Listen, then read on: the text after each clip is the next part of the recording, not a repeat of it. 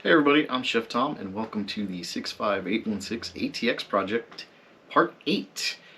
Not going to do any true hardware development in this one. We're going to talk a little bit about some changes to the design that I've come up with. Namely, I'm willing to use programmable logic now.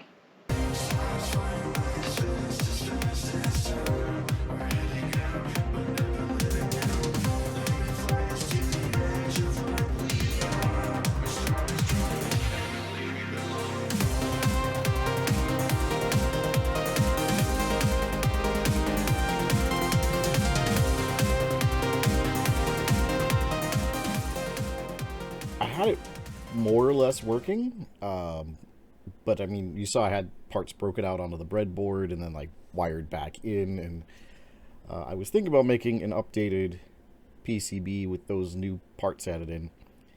And then I decided that I was working in digital and I wanted to do programmable logic. That way I could just start swapping chips out. I could put them in the board, take it out, reprogram, put it in. So I got some Atmel F22 V10C chips here. They're not discontinued. They're new chips. They're relatively inexpensive, hence why I have 5 of them here. And decided I'm going to just do that rather than trying to do discrete logic, even though that was the original plan.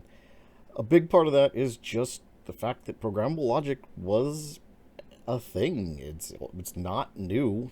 I mean, I'm not talking about CPLD. I'm talking about GALs. It's been around since the 70s.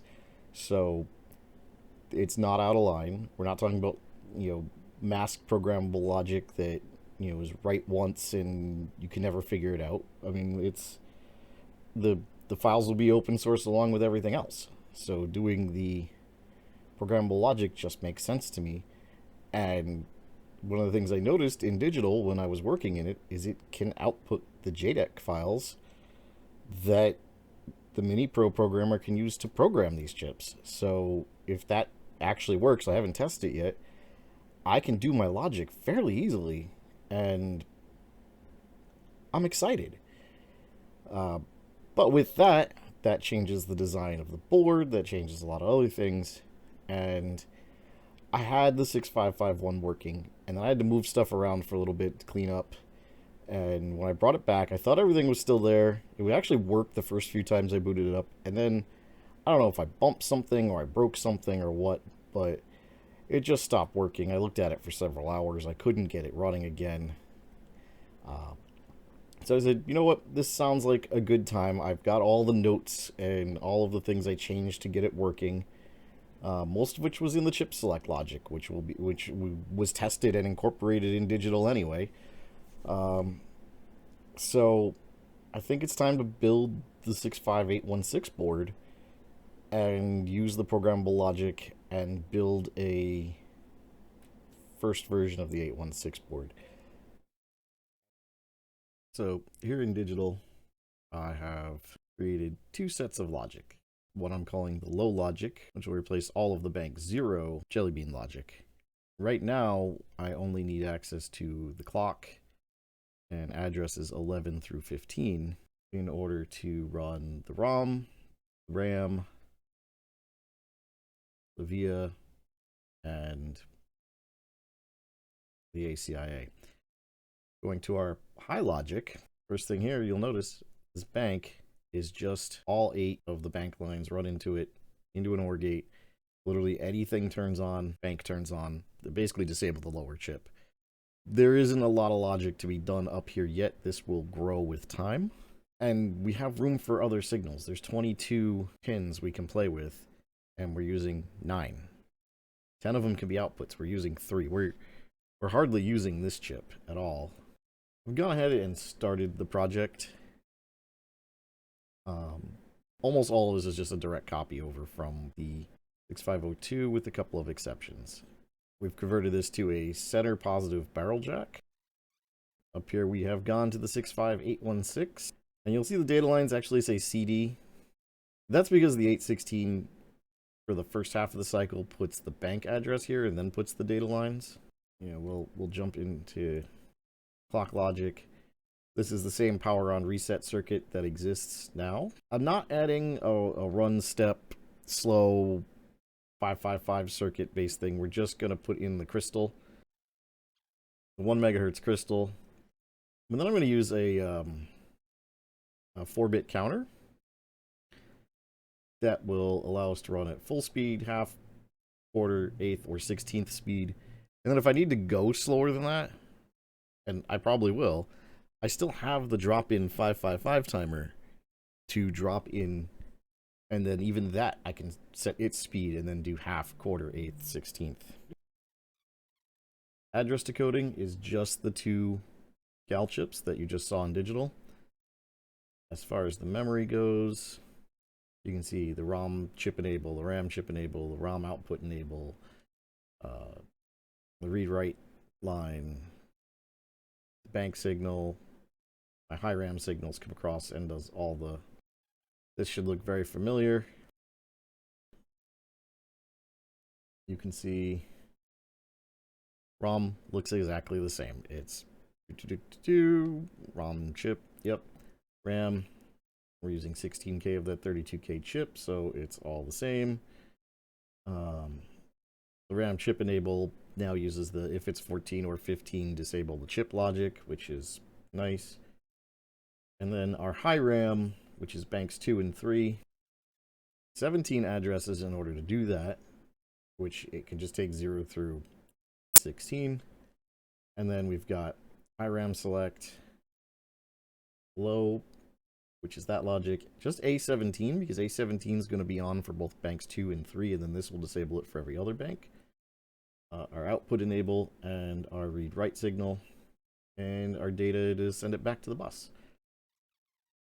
I've put the chips for the video RAM here, but we're nowhere near doing video RAM, so I'm not going to worry about this yet. They're just here so I remember which chips I picked, because I actually bought these chips already.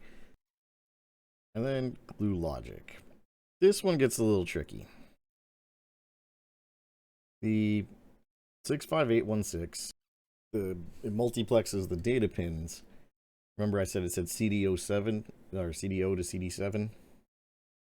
That comes in, gets pulled to ground just through 10K resistors so that they're never floating. Same with all the address lines here. Everything gets pulled through a resistor net through 10K to ground. Address lines are address lines.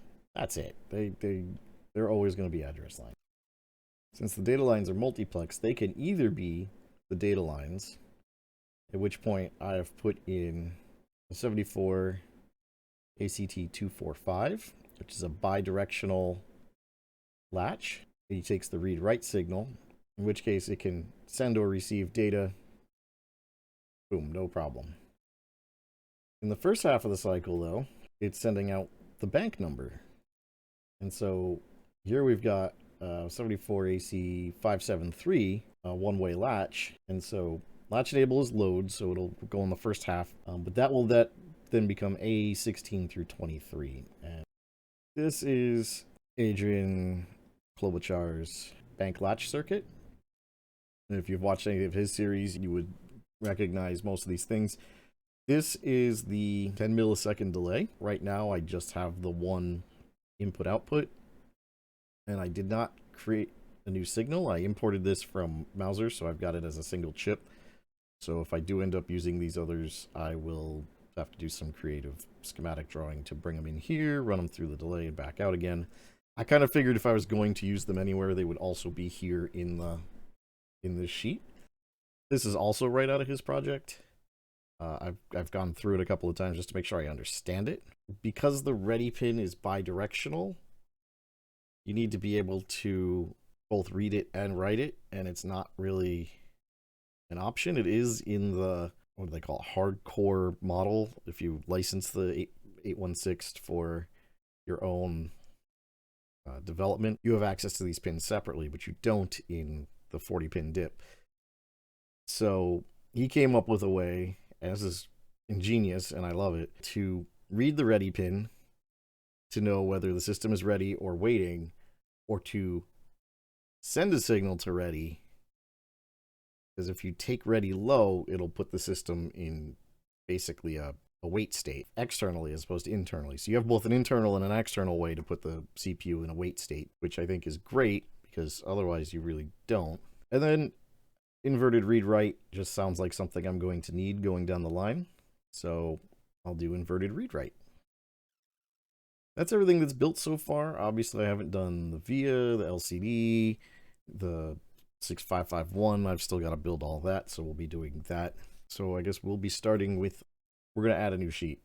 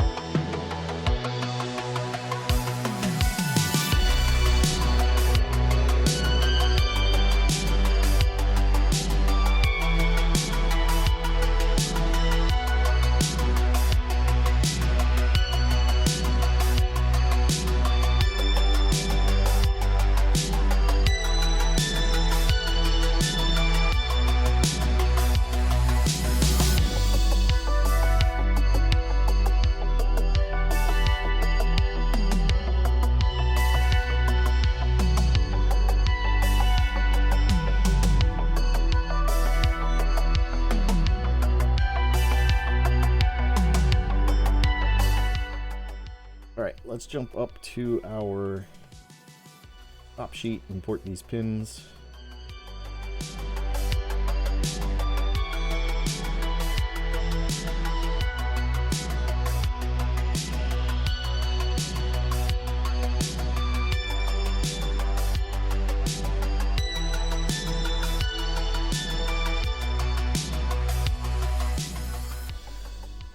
So I'm going to stop here because this is getting very long.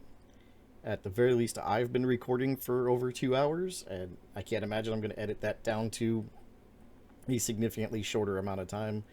Well, maybe I will. Who knows? But just wanted to keep you guys up to date. If you haven't noticed, there's 2 boxes behind me. They're behind me in the opening too. That's my Commodore Plus 4 and my C16. I've been working on them and recording that. I'm waiting on some parts to come in, so those videos will probably come out next week once the parts come in. So look for those. I'll be continuing to work on this. I want to get the PCBs built and sent off in the very near future. So hopefully that can happen fairly quickly. And I'll see you next time. This is the part where I'm supposed to say like, subscribe, ring the bell, blah, blah, blah, blah, blah, all the YouTube stuff. Subscribe, please. That helps more than anything else right now. And when we get to 25 subscribers, I've got something fun I'm going to do. So you might want to contribute to that. I'll see you guys next time.